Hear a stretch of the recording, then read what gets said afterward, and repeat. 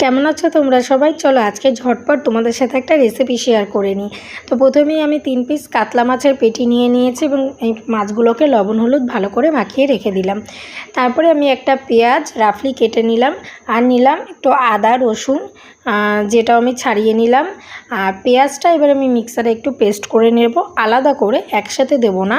আর ওদিকে আদা রসুনটাও আমি ঠিক একইভাবে পেস্ট করে নেব। তোমরা চাইলে একসাথে দিতেও পারো, তবে আলাদা দিলে বেটার হয়, কারণ পেঁয়াজটা আগে কষানো হবে মশলাটা করার সময়। এদিকে একটু কাজু বাদাম, পোস্ত আর মৌরি খানিকটা জলে 5-10 মিনিটের জন্য ভিজিয়ে রেখে দিলাম। আর নিয়েছি খানিকটা টক দই।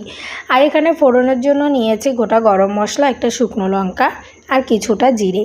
আর ওই যে কাজুটা আমি যে ভিজিয়ে রেখেছিলাম, কাজু পোস্ত আর মৌরি, সেটা আমি সুন্দর মিহি পেস্ট করে নিলাম শিলনোড়ায় বেটে। তোমরা চাইলে মিক্সারেও পেস্ট করতে পারো। আর তারপরে কড়াইতে তেল গরম হলে, এটা আমি সাদা তেল ইউজ করেছি, সাদা তেলে আমি মাছগুলো হালকা করে এপিট ওপিট ভেজে নিলাম। আর ওই তেলের মধ্যেই ফোড়ন দিয়ে দিলাম। আর যে মশলাটা আমি পেস্টটা করে রেখেছিলাম, পেঁয়াজটা আদা রসুনটা, এটাকে আমি ভালো করে কষিয়ে নিলাম। আগে পেঁয়াজটা দিয়ে খানিকটা কষিয়ে নিয়েছি, তারপরে কিন্তু আদা রসুনের পেস্টটা দিয়েছি।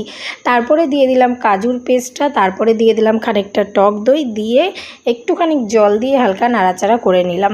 আর এটা কিন্তু গরম গরম ভাতের সাথে কিন্তু খেতে জাস্ট অসাধারণ লাগবে। আর এই পর্যায়ে এসে আমি এর মধ্যে একটু লবণও দিয়ে দিয়েছি, আগে দিইনি। তো দেখো মশলাটা সুন্দর করে কষানো হয়ে গেছে, তেলও ছেড়ে দিয়েছে। আর এই মশলাটা কিন্তু মিডিয়াম ফ্লেমেই কষালে ভালো হয়। তো যাই হোক, জল দিয়ে দিয়েছি, জলটা ফুটলে পরে মাছগুলো দিয়ে দেবো, আর মাখো মাখো ভাব হলে ধনেপাতায় ছড়িয়ে দেবো। তো রেডি আমাদের দই কাতলা।